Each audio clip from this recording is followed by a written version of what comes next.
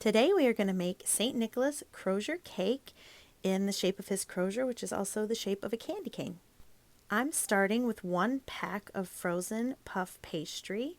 That comes with 2 sheets in the one box, and I'm going to attach them end to end like this to make one long skinny rectangle. I don't know if y'all can tell that I do ceramics, but I totally scored the edge of this puff pastry and put a little water on it before attaching it together in the middle. And it worked pretty well. Okay, once you have your long skinny rectangle, you're going to take a bowl full of jelly. Any red jelly will do. I would have preferred raspberry, but strawberry is what I had, so strawberry is what I used. Now, for sure, you're going to see here in a minute that I used too much jelly, but it really wasn't a problem.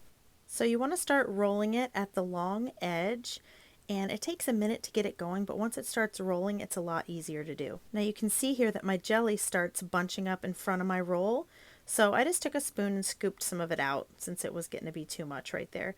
And I actually ended up doing that twice and then again at the end, and it really wasn't a problem. If this starts getting to be too hard to work with, it could be that your dough has gotten too warm, so you can put the whole thing in the refrigerator for a little bit and then try rolling it again once it's firmed up a little bit.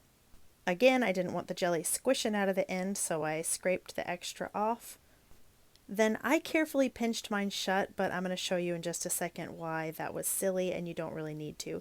You just need to make sure that your crease is at the top, or the seam rather, because you're going to take a big knife and you're going to cut it all the way from the top to the bottom, right down the middle.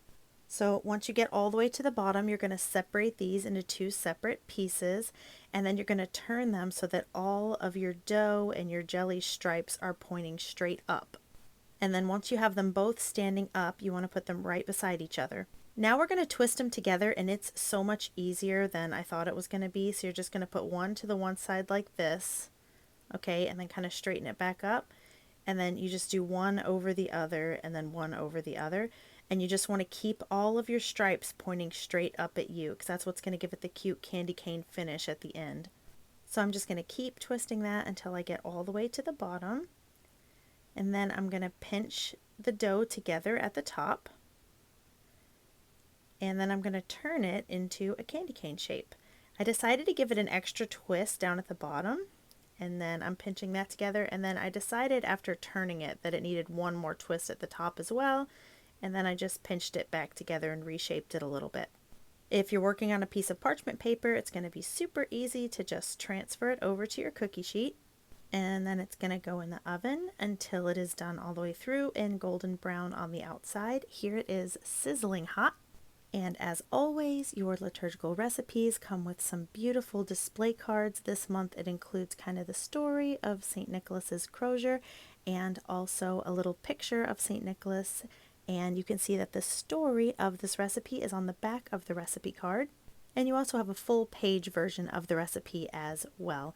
I hope you guys enjoy this as much as we did.